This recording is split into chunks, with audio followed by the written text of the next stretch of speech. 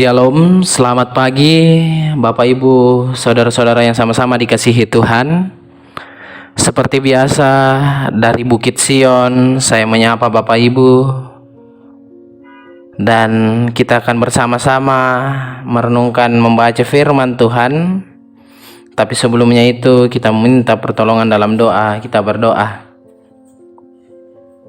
Kami bersyukur ya Tuhan atas penyertaan Tuhan dalam kehidupan kami. Kami bersyukur untuk kasih setia Tuhan di dalam ketidaksetiaan kami. Puji dan syukur kami angkat kepadamu, menandai segala berkat dan pertolongan Tuhan dalam kehidupan kami. Dan pada saat ini kami akan membaca firman kebenaran-Mu, terlebih merenungkan. Tolong kami agar firman-Mu ini dapat mengubahkan hati dan pikiran kami, terlebih dapat tertanam baik, sehingga kami dapat aplikasikan dalam kehidupan kami. Bapa di sorga, kami siap di dalam Yesus itu Tuhan kami. Amin.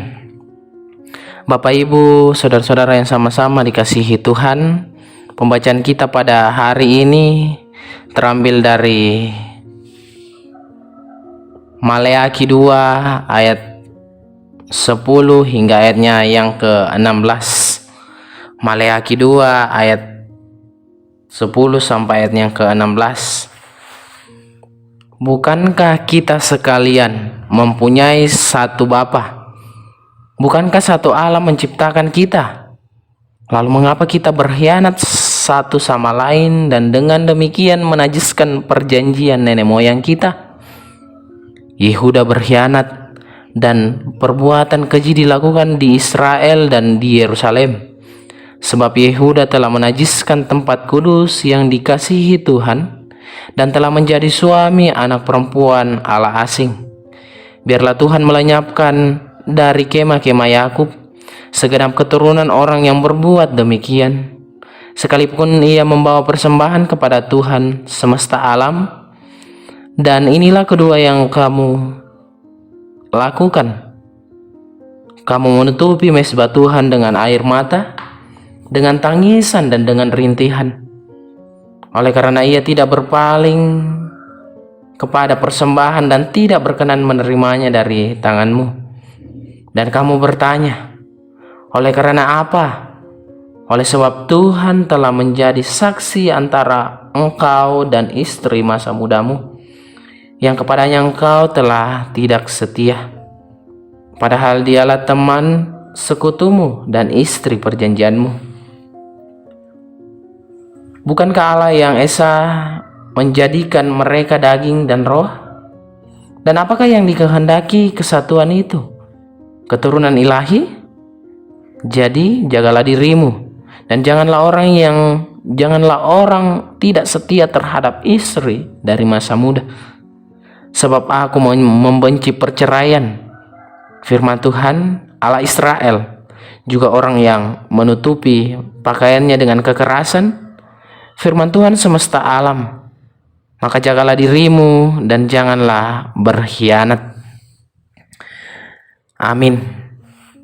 Bapak Ibu, saudara-saudara yang sama-sama dikasihi Tuhan, pembacaan kita pada pagi yang indah ini, kita akan merenungkan di bawah sorotan satu tema, Tuhan menghendaki kesetiaan. Tuhan menghendaki kesetiaan. Kesetiaan merupakan hal yang sulit dilakukan, walaupun hanya 5 huruf. Setia. Ini yang sulit dilakukan oleh kita semua, terutama pada pasangan kita. Ketika kita melihat di media-media elektronik, televisi, Facebook dan lain sebagainya, kita melihat banyak artis-artis atau orang-orang memilih untuk kawin cerai. Sepertinya hal ini menjadi hal yang biasa bagi banyak orang, terutama di kalangan para artis atau selebritis. Ia menikah baru, kemudian setelah itu mungkin setahun ia bercerai. Ada juga yang hanya hitungan bulan kemudian memutuskan untuk bercerai karena merasa sudah tidak cocok lagi. Bahkan ada yang kawin cerai sampai 2 atau 3 kali. Banyak orang berpikir bahwa ketika rumah tangganya dalam masalah, perceraian adalah jalan yang terbaik. Tentunya ini adalah perbuatan yang keliru, salah besar. Perceraian adalah jalan terburuk dan merupakan perbuatan keji di mata Tuhan. Mengapa? Kita melihat dalam bacaan kita, oleh sebab Tuhan telah menjadi saksi antara engkau dan istri masa mudamu, yang kepadanya engkau telah tidak setia, padahal dialah teman sekutumu dan istri seperjanjianmu. Bukankah Allah yang esa menjadikan mereka daging dan roh? Dan apakah yang dikehendaki kesatuan itu? Keturunan ilahi. Jadi jagalah dirimu dan janganlah orang tidak setia terhadap istri dari masa mudanya. Kemudian kalau kita lihat di ayatnya yang ke-16, sebab aku membenci perceraian. Di situ tidak ada toleransi bagi Allah terhadap perceraian itu.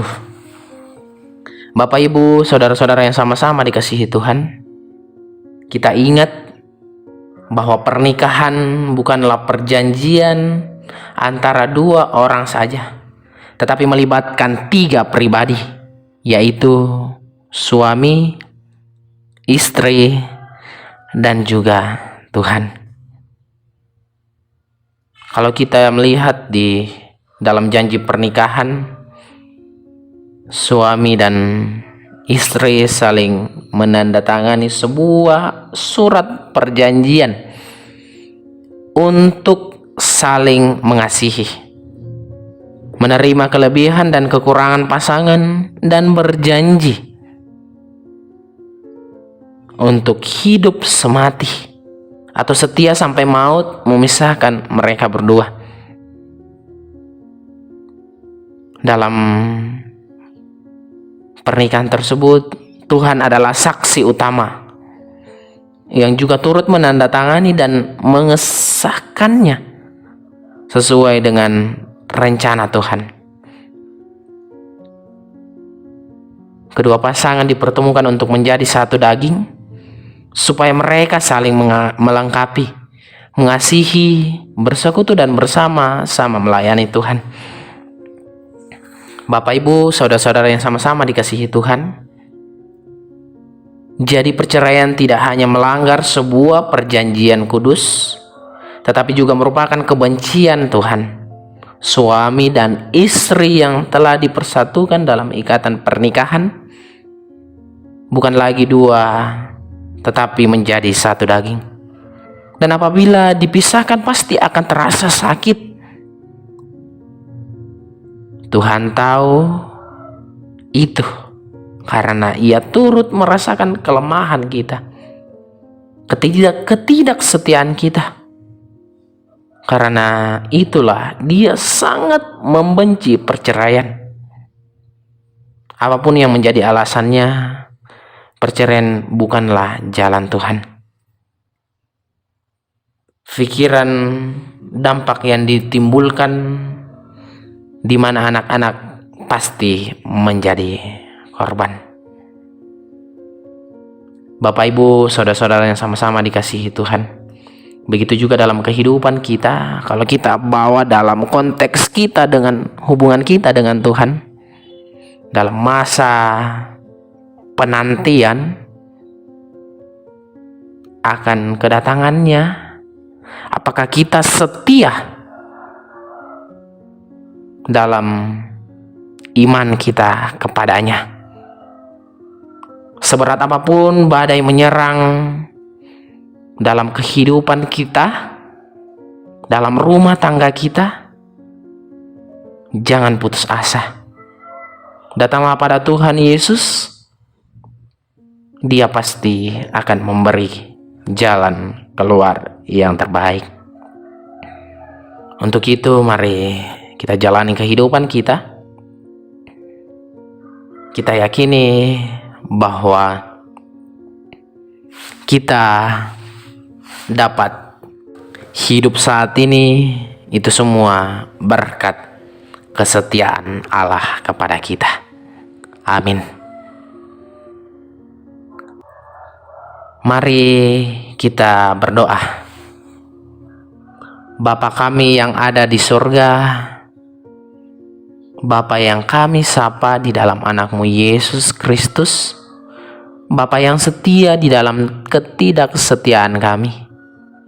Kami bersyukur Tuhan, karena Tuhan membangunkan kami dengan tubuh yang sehat, kuat, dan kami telah membaca, merenungkan firman kebenaran-Mu. Tolong kami dan ajar kami untuk tetap setia kepada sesama, terlebih kepada Tuhan. Bapa di sorga, kami datang kepadamu memohon belas kasihan-Mu, supaya firman yang kami renungkan ini dapat mengubahkan hati kami dalam kehidupan kami. Bapa di sorga, Engkau pemilik kehidupan kami. Kami membawa keberadaan jemaat Tuhan yang dalam sakit penyakit. Tuhan terus menyatakan kemuliaan Tuhan di tengah-tengah kehidupannya ya Tuhan. Sehingga ya Tuhan dalam proses pemilihan, dalam proses pemulihan ia dapat sembuh total, dan di situ nama Tuhan dipuji dan dipermuliakan. Allah Bapa dalam kerajaan sorga, kami juga berdoa untuk jemaat Tuhan yang dalam kedukaan. Tuhan, kami percaya Engkau penghibur yang sejati, yang sanggup mengubahkan segala sesuatu, termasuk duka cita menjadi sebuah sukacita. Tuhan tetap bersama-sama dengan mereka ya Tuhan, sehingga hari-hari yang Tuhan anugerahkan dapat dilalui dengan takut akan Engkau. Bapa di sorga, kami juga berdoa untuk setiap kami, baik selaku bapak, selaku ibu, selaku kakek, selaku nenek, tante, om, juga anak-anak. Tuhan berkati setiap kami dalam tugas dan tanggung jawab kami masing-masing, pekerjaan, pendidikan, dan lain sebagainya. Kami percaya ya Tuhan, Engkau turut bekerja dalam setiap aktivitas kami. Juga ya Tuhan, kami berdoa untuk pemerintah kami yang hari ini akan melakukan pemilihan umum.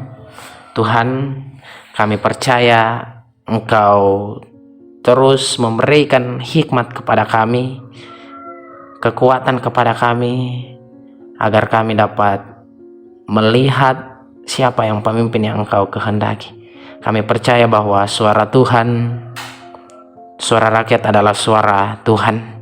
Siapapun yang terpilih ya Tuhan, Engkau juga terus memberikan kesehatan, kekuatan dalam memimpin atau menjadi wakil Allah di tengah-tengah kehidupan berbangsa dan bernegara, terkhusus daerah kami ini ya Tuhan. Calon bupati dan wakil bupati Tuhan berkati, berikan kekuatan, kesabaran, sehingga ia dapat mengandalkan Tuhan dalam setiap kehidupannya. Bapa di sorga, kami siap untuk melaksanakan kegiatan kami hari ini, tentunya di dalam dan demi anakmu Yesus Kristus, itu yang menjadi Tuhan dan Juru Selamat kami yang hidup. Amin. Demikianlah renungan harian Toraya pada hari ini. Rabu 9 Desember 2020. Dari Bukit Sion, saya menyapa Bapak Ibu. Shalom dan selamat pagi. Selamat beraktivitas. Salam.